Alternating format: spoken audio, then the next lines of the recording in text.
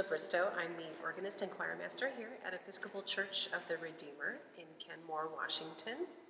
Continuing a series on chorale preludes, and those are free solo pieces for organ which use the melodies of chorales, or hymns as we mostly call them today. I thought for this series I was going to stay within the liturgical season that we're in, but we don't even know what that is at this point. It's been 4 months here in Washington since we've actually physically been able to be a church as a community. So Father Jed says we're in the new liturgical season of COVID-tide, a season of waiting and waiting and waiting. I'm hoping to cheer you up today in the midst of your waiting with a really fantastic hymn from the season of Epiphany. And this is How Bright Appears the Morning Star. If you want to look at it, if you have a hymnal at home and want to sing along while I play it, it's number 497. And this is a fantastic chorale, originally written, the melody by Philip Nicolai, but this version has a harmonization by Bach, Johann Sebastian Bach. If you sing in choirs or sing in harmony when you're looking at chorales, you always know, if you're a bass or an alto, that it's by Bach. If you're a bass, you say, why do I have all these notes? I have scales, I have runs, I have big skips. This is crazy. This is 3 times as hard as anything else in the hymnal. If you're an alto, you say, I have notes, many notes and rhythms, and I'm very excited. So, whatever part you're singing or humming along, let's go through this chorale. How bright appears the morning star. Get set up here.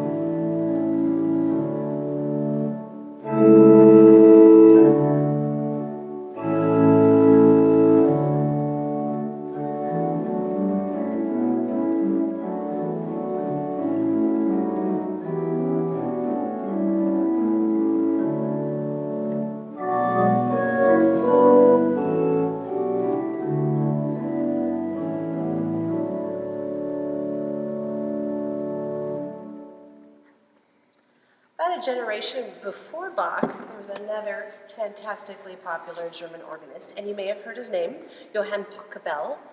Yes, he wrote a canon in D, to which many bridesmaids have walked down the aisle. It's a beautiful piece. He wrote a lot of church music, of course, and also chamber music, some lovely organ pieces, a lot of miniatures, and a lot of chorale variations, or preludes. So I'm going to play one of those for you today, based on the hymn we just heard. And he uses, for this setting, it's kind of a formula, but it's a formula that works, which is why things become formulas. It's a trio texture.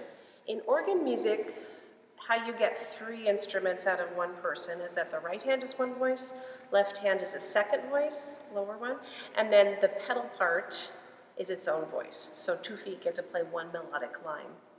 In this type of writing, what the pedal is playing is the chorale, but in very slow notes. So it's like half as slow as if you sang it.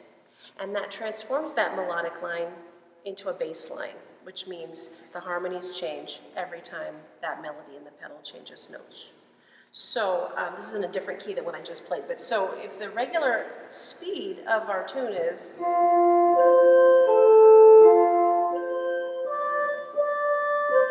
pedal is playing twice as slow.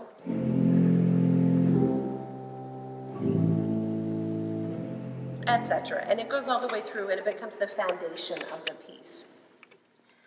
The other 2 voices start off playing that melody in the regular time, in the regular speed of the chorale, and they imitate each other. So right hand starts with the chorale tune, left hand comes in, same tune, but starting on a different note of the scale. So I'm going to play those 2 first entrances for you. Here's the first voice.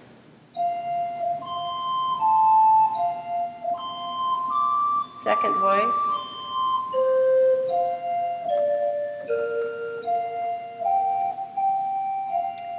May you you that it's slightly altered because you have to go somewhere harmonically. If you keep doing the same thing over and over, you stay on one chord and it becomes a very boring piece. The right hand, however, the first voice does not just drop out on the second one. It keeps going. So I'm going to play what the full music is there.